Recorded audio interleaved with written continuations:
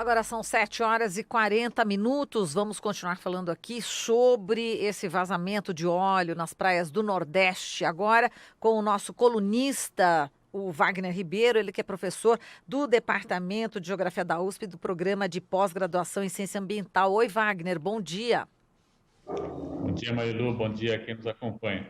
Bom, Wagner, a gente ouviu aí uma reportagem, né, falando, né, do impacto que está tendo esse óleo, enfim, nas praias, atingindo inclusive esse projeto Tamar, né, das tartaruguinhas, enfim, que estão impedidas, né, de alcançarem até o mar. Enfim, o impacto disso vai demorar muito tempo ainda, né, Wagner? O estrago disso na natureza. Infelizmente vai, Marilu. Nós estamos assistindo uma catástrofe, né, mais uma vez.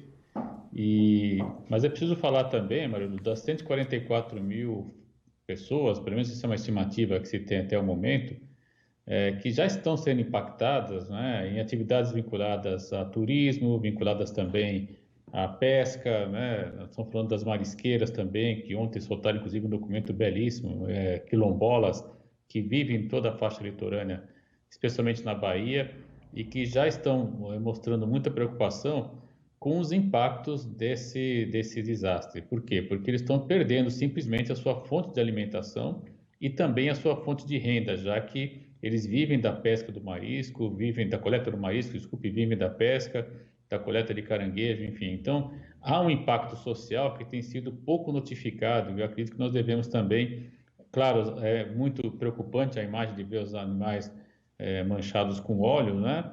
Isso é um impacto seríssimo, mas também é um impacto muito grave junto às comunidades. E o que é mais assustador é que nós não estamos vendo nenhum tipo de ação até o momento, Marilu, do governo em prover minimamente condições para que essas comunidades possam garantir a sua subsistência. Não há nenhum tipo de ação até o momento que possa dizer, bom, nós vamos ter aqui uma indenização, ter um plano de contingência, de realocação, enfim, como vamos fazer, já que eles vão perder aí a sua fonte de sustento, proteca e de renda também. Então, é de fato uma condição muito preocupante e que não tem sido comentado.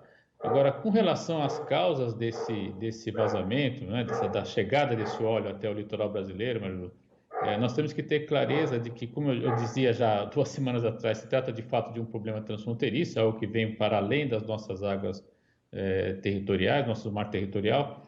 E conversando com a Luciana Zigo, que é especialista na Convenção da Basileia, ela já havia aventado essa possibilidade, né, que agora parece que a Marinha finalmente chegou à conclusão, de que são navios, né, clandestinos, ou que pelo menos, como se fosse possível transformar um navio desse tamanho em clandestino, mas eles acabam sendo, digamos, camuflados, né, pelos radares para ações, às vezes, criminosas. E ao que tudo indica, foi isso realmente que aconteceu.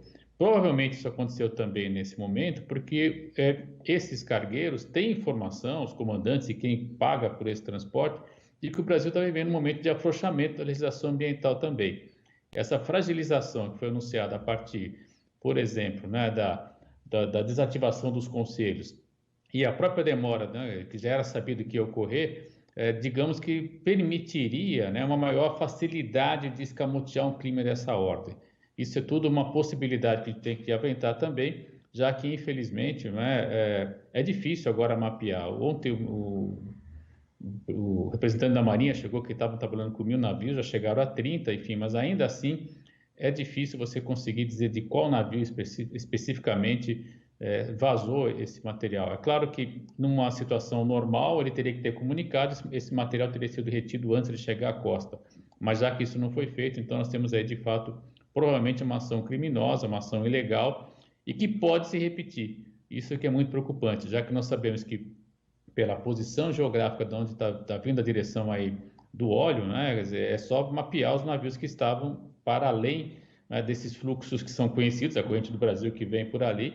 Então, é possível saber quais são os navios. Agora, qual navio especificamente é uma situação mais complicada, já que se trata de fato de algo ilícito que não foi comunicado às autoridades internacionais, inclusive brasileiras. Exato. Até o governador do Pernambuco, né, o Paulo Câmara, ele falou, né, que o governo federal está tratando nessa questão no improviso, né, em relação ao vazamento do óleo, né, que já atingiu aí mais de 200 localidades em 9 estados do litoral do Nordeste. Tem improviso. Outro dia a gente viu, né, alguns, enfim, pessoas do Exército, soldados do Exército limpando. O que a gente sempre viu, né, desde o começo, são as pessoas, os moradores, os pescadores, as pessoas que vivem ali tentando tirar aquele óleo, né? E, inclusive, com risco à própria saúde, né? É bastante complicado e é bem no improviso que tudo está acontecendo, né, Wagner? É mais uma ação vexatória, né, desse governo.